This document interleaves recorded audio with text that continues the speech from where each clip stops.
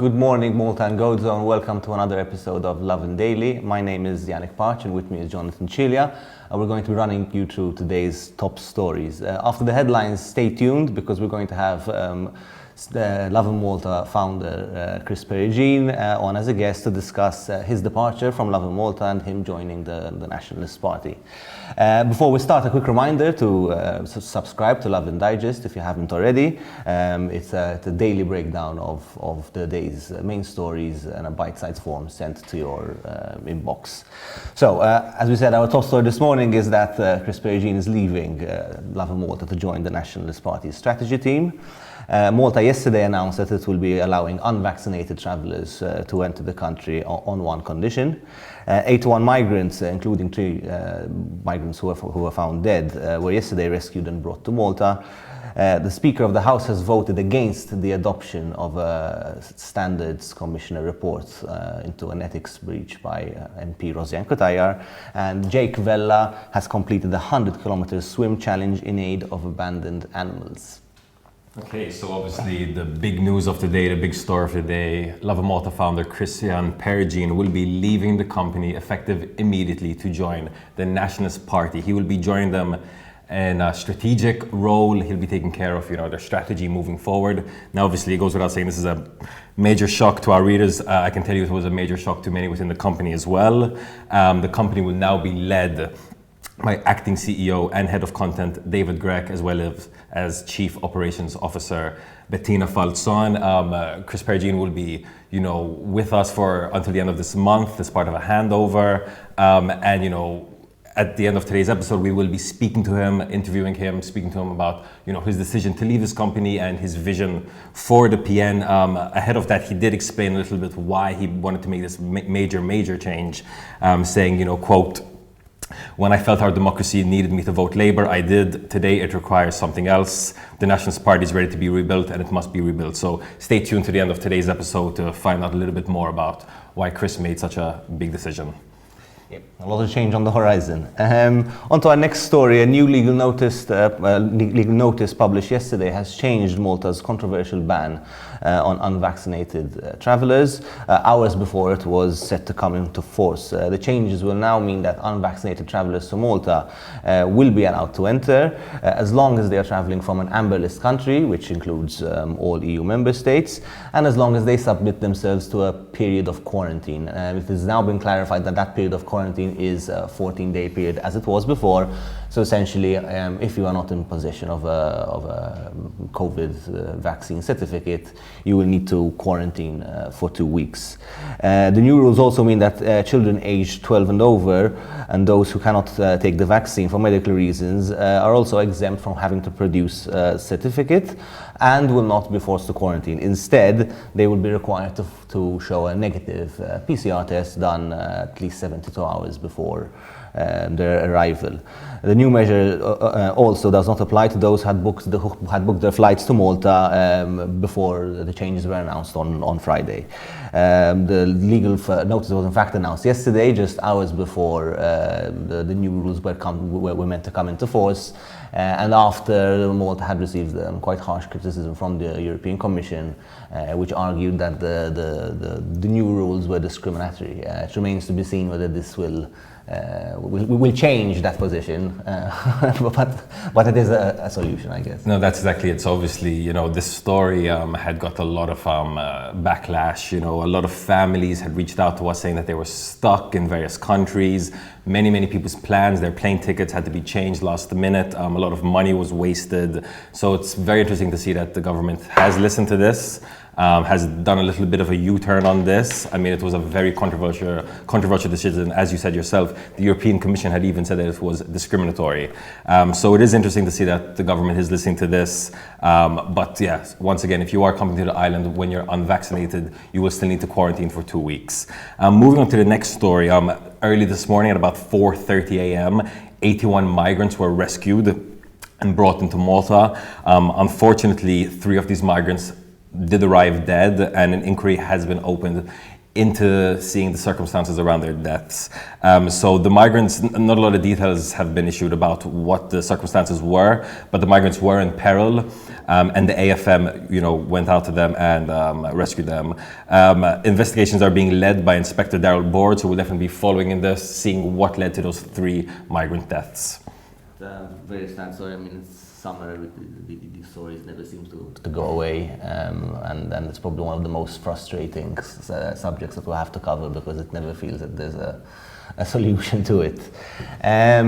Our next story is about Rosiane Kutayar. Yesterday, the speaker voted against the adoption of a report from an investigation by the Standards Commissioner into Kutayar. The investigation was started after press reports that she had been involved in brokering a deal, a property sale involving Jürgen Fenech, who's also accused of masterminding Daphne Caruana Galizia assassination.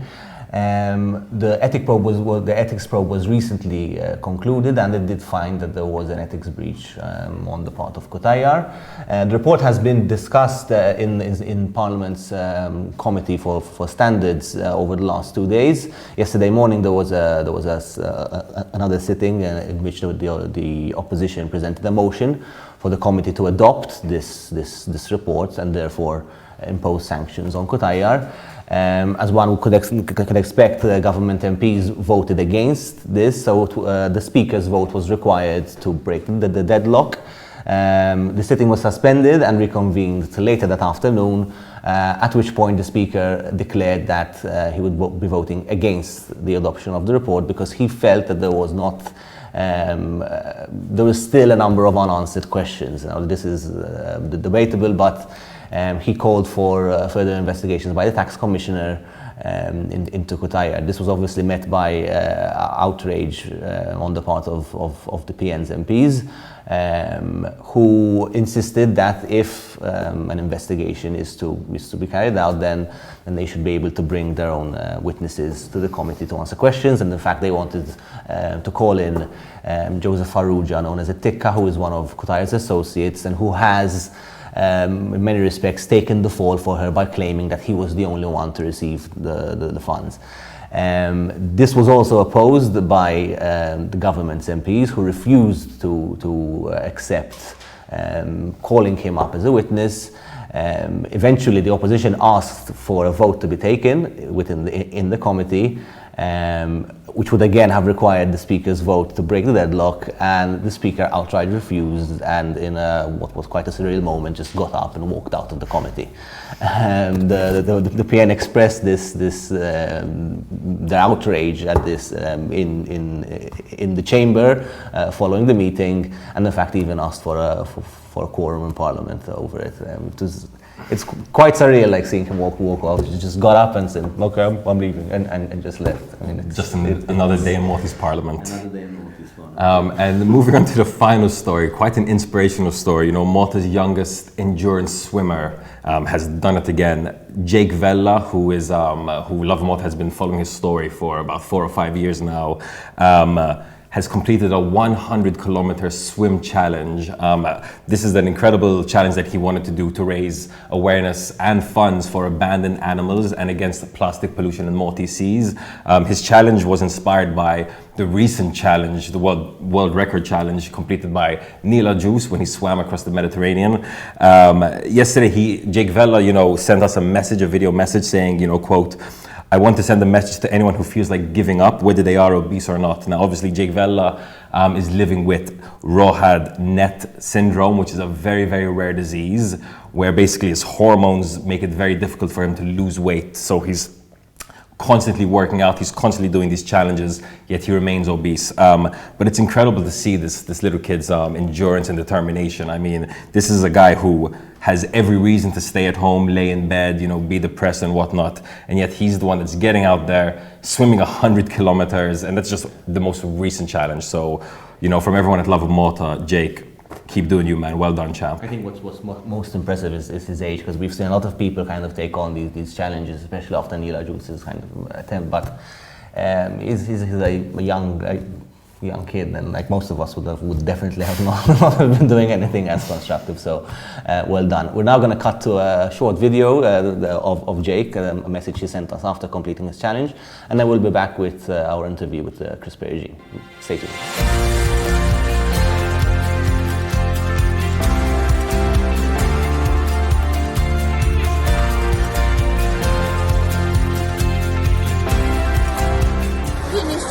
Minn hawnhekk nagħti kuraġġ il-min jaqta' qalbu minnu b'obeżità u anke mingħajr obeżità biex jagħmlu l-isport għax l-isport huwa tajjeb għas-saħħa.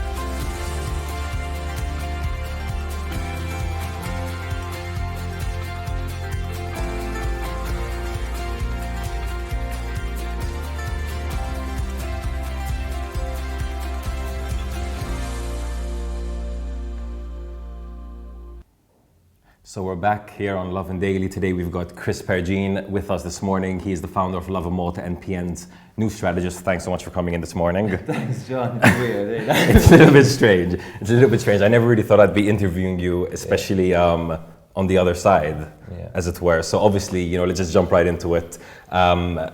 Social media has been ablaze with your decision to leave Lovin Malta and join the Nationalist Party as part of a strategic role. I'm sure you've been flooded with comments, messages, both in support as well as not. So before we get into my questions, from your end, why did you decide now was the right time to leave such a influential media company to join a party that to many people is dying, may not have much to bring to the table? I think I felt it was the right time because Lovin is at a position where it's never been stronger. You know, the business is great, the people are great, there's so much influence, you know, and I feel like my job here is done. You know, I started it and I set it up and it makes me so proud to see what it is today. But I think as well, experiencing it as a journalist sometimes is like you realize that when there's such a big gap between the political parties, between the government and the opposition, even journalism gets a bit stifled by that. You know, we really need to have a movement in the political scene that kind of brings things a little bit closer, like narrows the gap and has a bit more balance, you know. So I felt I could be useful. I felt that the Nationalist Party is the party that can, you know, rival the government and can give the government a run for its money. And I think it needs that. I think Malta needs that. And so I'm inspired by that. I want to kind of bring some hope to this political scene and see what we can do. Now, one of the main questions I'm seeing online, you know, under the articles in the comments section is, you know, whether Lovin Malta will be continuing its constitutional case against party media such as One and Net. Now, I just want to let, you know, our viewers know, as far as Lovin Malta is concerned, we will definitely be continuing our case. You know, it's going from strength to strength, and we're not going to just continue it for ourselves, but as well as for all the people who contributed to the crowdfunding campaign, who have messaged us in support of this. But, you know, a lot of people are asking, do you not have a conflict of interest? You know, you were the one that founded this case, and now you'll be working within the PN.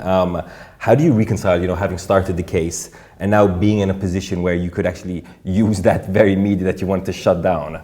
So as you said, I think the case absolutely has to continue. It's been funded by crowdfunders, and it's a really important case, but it's not a case to shut the party stations down. It's not a case to shut the TV stations down. That spin that was done around the case. The case is about impartiality on TV. There's the constitution that says that TV stations should be as impartial as possible, and what Malta has are two TV stations that are not as impartial as possible. And we also have a broadcasting law that says that that's kind of okay, you know. So what we want to do is challenge that law and ask the court to create a ruling where it says, listen, either follow the constitution or don't. We want to know what the courts say. And the point of that was to trigger a discussion about broadcasting in Malta. And I think when it comes to politics, it's the same thing, right? That we need to have a discussion about what we want to change about the country. It could be that we disagree on some issues, and that's fine. But we need to discuss it. We need to be open with that discussion. We should participate in the political forums that allow us to have those discussions. And I think now, more than it being hypocritical or more than being difficult to reconcile, I feel like I can add my voice to the party as well, to discuss how would a new government reform broadcasting in Malta. Now, the PN has actually taken several stands in the past where it's very open to this discussion, where it says that the status quo is not a good one, that it complains a lot about the situation at TVM. And I want to now try and see, okay, how can we take that discussion forward? What do we need to do? How can PN lead by example? Obviously, I understand as well the side of PN. One, the employees. I think that's very fair enough that employees need to be safeguarded and that there should be no action that results in people losing their jobs or something like that. And I understand the point that PN needs a platform. I think one of the problems the PN has had is that people have stopped paying attention to it for a long time. So, including journalists, including ourselves, it's like we've been sort of put off to such an extent that also because of the gap, because when there is such a big gap, why should the PN be relevant? Why should we discuss it so much if it's not likely to become an alternative government? So, I think the case stands on its own, it makes sense and it should continue, and I will continue as well, as long as Lovin is happy and the PN is happy to have me do it, I think that's an open discussion.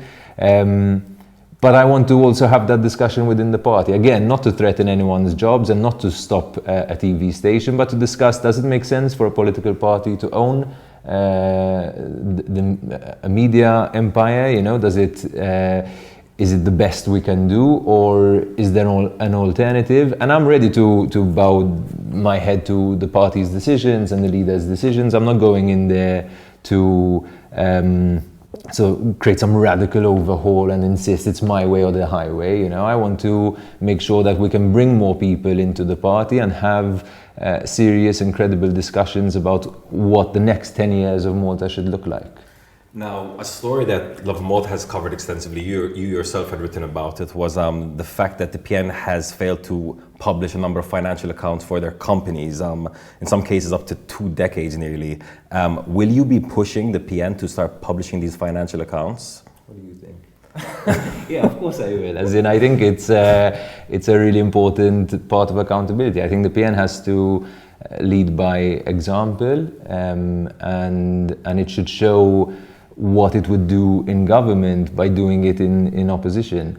Obviously, I mean, one of the problems that the PN has had is a total hemorrhaging of talent at various points. So there's this attitude that as soon as a new leader is elected, everyone has to go. I don't believe in that. I think we need to attract people to the party first and foremost, and we need to attract talent, and that talent allows the party to have the resources it needs to change the things that it needs to change, including, a backlog of 17 years of accounts and fixing that, and that's one of the things that I'm going to be pushing for internally,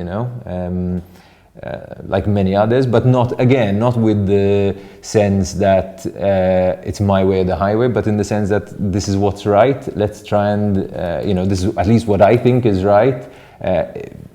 If someone persuades me otherwise, it's different, but I'm going to go in there and try to persuade in the way that I think politics should be done, which is discussion, being open to other people's perspectives. And I think in the way that I led sort of the Lovin Malta team, where everyone was empowered to sort of be themselves and say what they have to say, and we see where our common ground is. It doesn't mean we all think the same way, far from it, But we can find common ground on what's right, I think. This kind of brings me to my next question. When it comes to social issues, you're seen as quite a liberal or a progressive. The PN is seen as quite a conservative party. How are you going to make this work? And are you afraid that your joining the PN might push away some conservative voters? No, look, the PN has only been successful when it was a broad church, right? When it could bring liberals and conservatives together, and not only liberals and conservatives, but all the people who fit somewhere in the middle on various issues, you know,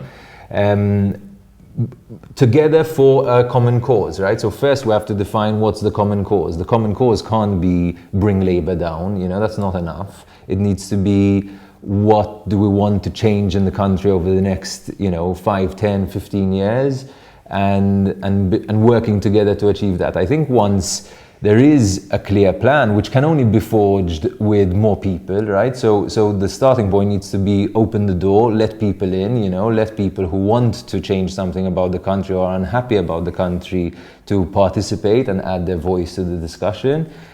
See what the common ground is and where we can unite together. And then if we want to achieve something, and it's in our interest to unite, right? It's in our interest for people to work together and to stop seeing each other as liabilities, but start to see each other as assets, to achieving this common goal.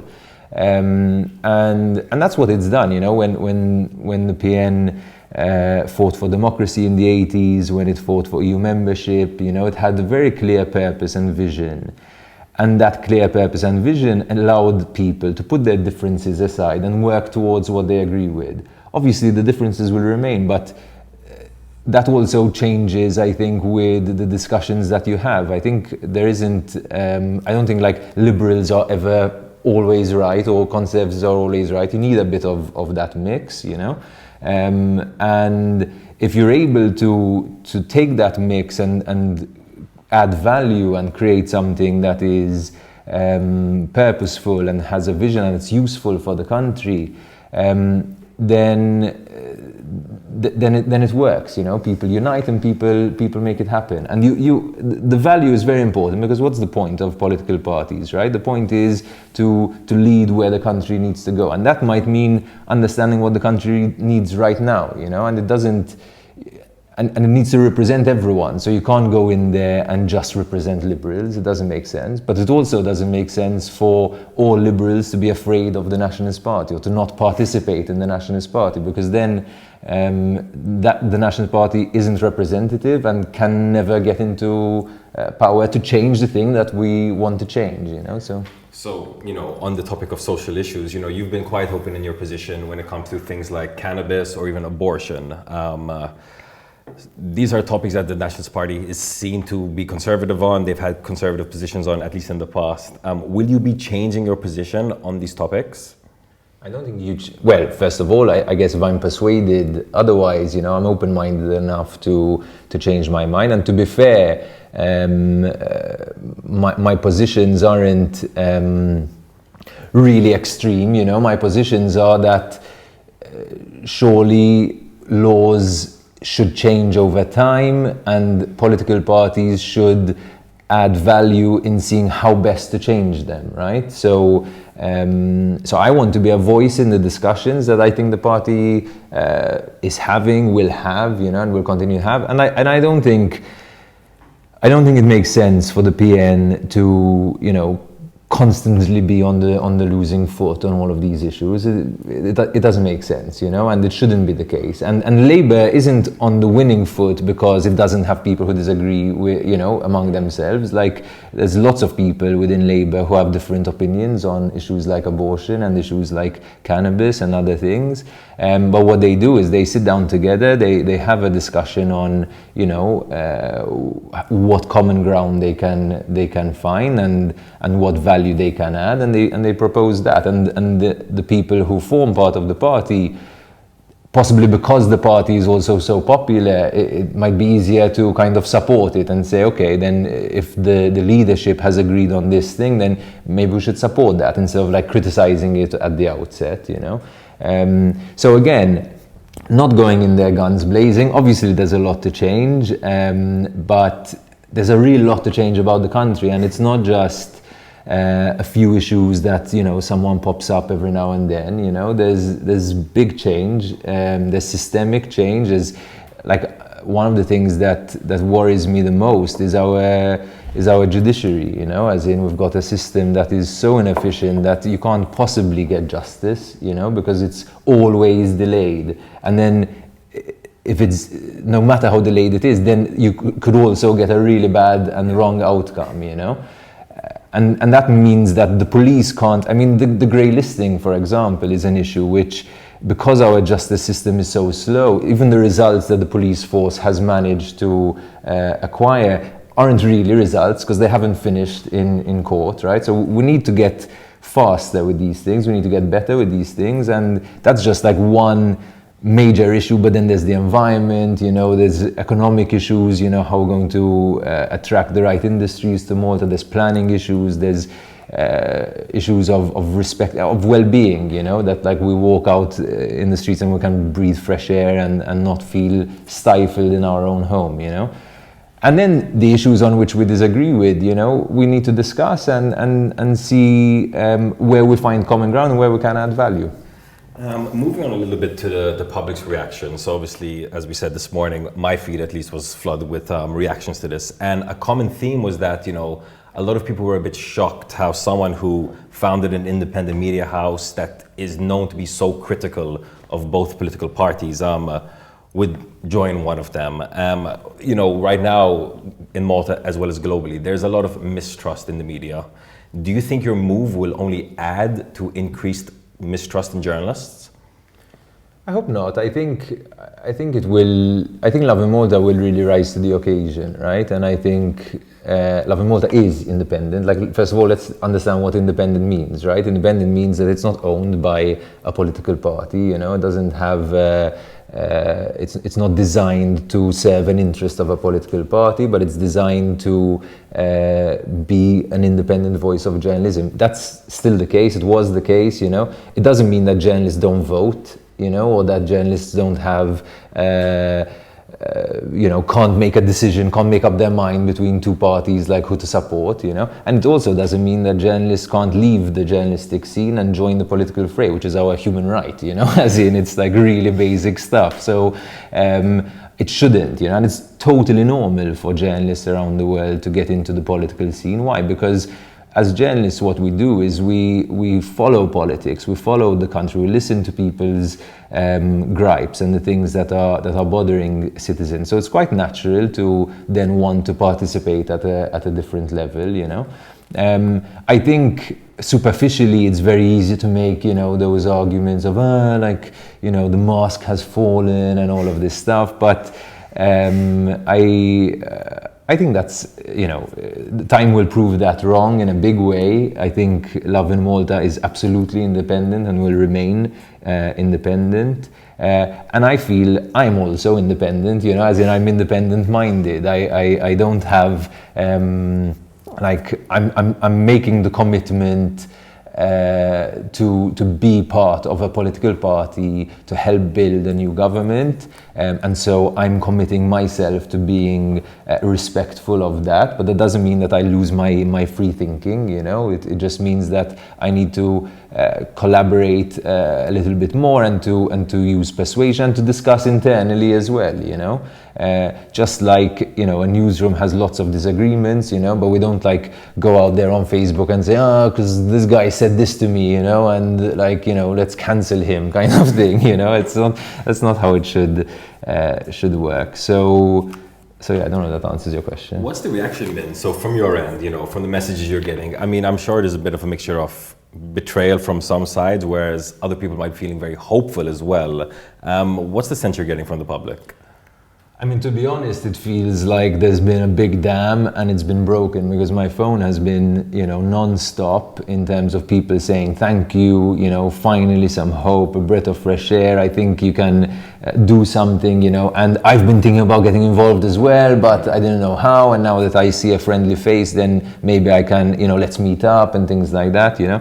I also received a lot of messages from the other side of the political spectrum, you know, and people who within Labour, you know, are saying, you know, don't worry about the negative comments, you know, like, well done for getting into public service, and, you know, like kind of courage kind of thing. And I think that's fair enough, because at the end of the day, you know, we're all on the same side, you know, which is trying to make Malta a better place. And yeah, so I was a bit worried, you know, about the reactions, because I know it's obviously big news and it's a bit shocking. And even internally, you know, when I spoke to all the staff, you know, there were some people who felt betrayed themselves, you know. So I understand that sentiment, but I think I can do something good here, you know. I think I can help build a strong opposition, which at the end of the day everyone agrees needs to happen, you know.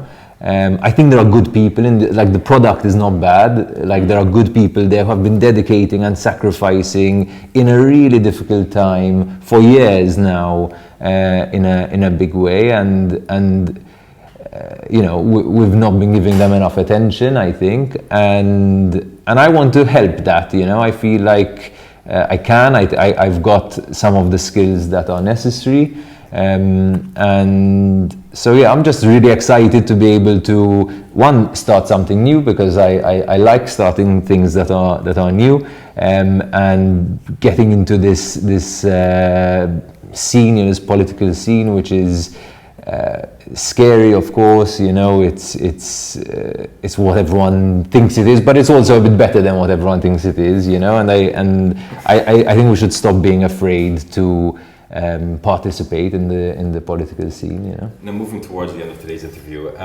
so did Bernard Grech himself reach out to you? Was it a party structure? And what do you make of Bernard Grech? Do you have full faith in him? Is he the leader that the PN needs right now?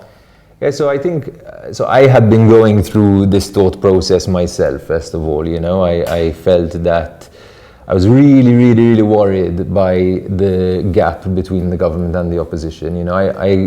In 2008 and 2013, I was, at the Times, I was a journalist. There was a one-seat majority, and every day, you know, you'd write a story and there's this, the government has to react to it, you know, because it's like, oh no, we're going to lose some votes and we're going to lose, you know, an MP is going to come up and bring the government down, you know. So it was so responsive to activists, to journalists, to issues that were being discussed, to people's, and at the same time it was a bit problematic because there was only one seat, right? So it kind of froze, like it couldn't do anything because it was going to hurt someone and lose votes and lose power and whatever. Today we have the opposite extreme, right? 7-seat majority, everything's water off a duck's back, you know, you can get away with anything, and some really bad things have been gotten away with, you know. And so that was really worrying me. And I just shared those sentiments both in my articles and with people I spoke to, and eventually Bernard Grech called me in and we had a really frank chat and a really open chat, and I felt that this is the person who can heal the Nationalist Party and start building a strong opposition, because he's a mediating figure. He's someone who I guess like me, doesn't come to the fore with this like my way or the highway, I want to do this and this, and like whoever doesn't agree with me needs to leave, you know. He's someone who kept Lovin Daily on his team, you know. He's someone who is working with so many new candidates, bringing people in. I see him as a bit of a father figure, a bit of a dad, you know. And I think the party's sort of children, you know, and the country's children, because it's not about being a part, like I've never considered myself to be a nationalist, you know. I voted Labour in the past, and I come from a nationalist family, and I'm not ashamed of it, you know. I'm not ashamed of the things that my parents fought for in their lives, you know, and the education that they gave me, and the freedoms and all of those things, you know. So I felt, you know, he's the right man for the job. He's willing to listen. He was really excited about bringing me on board, you know, and I have a lot of faith, you know, in what the party can do as a whole, not what one person. Like, to me, it's not about a cult around Bernard Grech, you know. He's someone who stood up to do the job. He's showing up. He's doing, you know, what he thinks is best and trying to foster an environment where other people can come forward. I'm taking that leap as well. You know, I want to participate in this rebuilding of the party, and I hope that my move can encourage lots of other people who have been maybe holding back for a while, maybe have been thinking about it for a while, maybe are really thinking about it and can't wait and just don't know who to contact, you know. And I want to tell them, you know, come and let's do something good together, you know, and let's try and build a new government that is going to be beneficial for everyone in the country, you know.